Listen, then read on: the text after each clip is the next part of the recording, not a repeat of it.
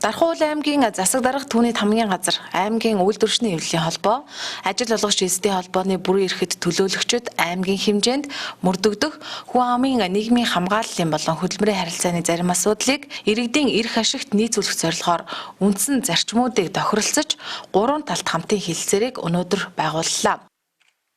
За энэ байгуулах үйл явц бол 2021 оны сүүлээс бид эхэлж ажилласан байгаа. Тэгээд энэ жилийн онцлогийн хувьд бол энэ оны 1 сарын 1-ээс хөдөлмөрийн тухай хуулийн шинжилсэн хариулга маань эхэлж байгаа. Өөрөөр хөдөлмөрийн тухай хууль маань өөрчлөгдсөн, тодорхой зүйл залтууд өөрчлөгдсөн. Үүнтэй нийцүүлэн бол хамтын хэлэлцээрээ бид төслийг боловсруулж ингээд тухайн шатантай ажлын хэсгүүдийн төлөөлөл ажиллаж зүйл залтуудаа тохиромж тэгээ сая эцсийн байдлаар бол ярилцаад ингээд баталж байна. Тэгээ батлаад талуулгаар өсгсөн юм чинь.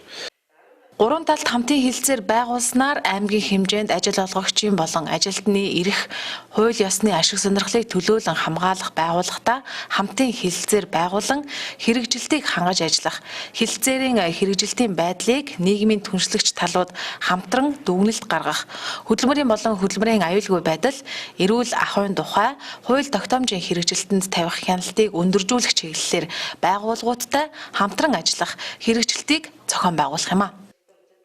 Ажил олгогч эзэдийн холбоо өнөөдөр 2022 оноос 2024 оны нийгмийн зөвшлийн 3 талт хэлэлцээрт өнөөдөр 25 саналыг тусгуулж оролцуулсан. Энэ нь бол аймгийн 5 бодлого болох 5 асуудалд энэ тэнцвэрхэн орж чадлаа гэж бодож байна. Хөдөлмөрийн энэ 3 талт хэлэлцээр энэ нийгэмдээ бол төр хувийн хвшлийн түншлэлийг хангаж эерэг нөлөөллийг авчрах болтой гэж бодож байна. Тэгээд хэлэлцээр амжилттай сайхан зохион байгуулагдлаа.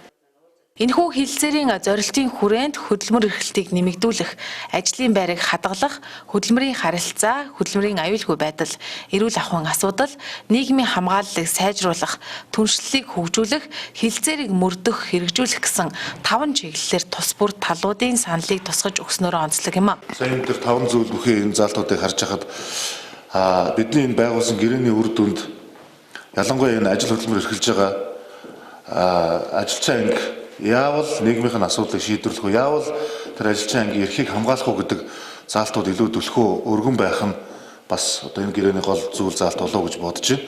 5 төрлөөр орсон заалт дотор маш олон чухал ажлууд орсон байна. Тийм учраас би нэг талыг төлөөлж гарын үсэг зурж байгаагийн хувьд юу гэж хэлэх чинь, ямар саналыг хэлэх чинь гэдэг нь энэ гэрээнд байгуулагдсан тусгагдсан бүх заалтынхаа хүрээнд хийх ажлын төлөвлөгөөг гаргаарай. Ажлын төлөвлөгөөнийхөө хүрээнд үр хүлээсэн байгууллагууд нь үүнийг хэрэгжүүлж ажиллах тал дээр санаачлахтай ажиллаарай. Тийм учраас би бодиттой ажлууд хийх зорилгоор саяны боломжгүй ажлуудыг хасъя гэдэг саналыг оруулсан.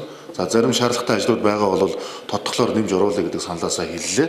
Тийм учраас төрийг төлөөлж байгаагийн хувьд манайхаас баяр сайхан дарга ажлын төлөвлөгөө гаргаад, их бол дарга ажлын төлөвлөгөө гаргаад төрийн зүгээс хүлээж байгаа үүргээ биелүүлэхийн төлөө төр тодорхой хэмжээний хөрөнгө цаг заваа гаргаад энэ иргэдийн ажилчин ангийн эрх ашигыг хамгаалах чиглэлээр тодорхой бодиттой ажлуудаа хийгээрэй гэдэг зүйлийг бас аль бие усаар хэлхийг хүсэж байна.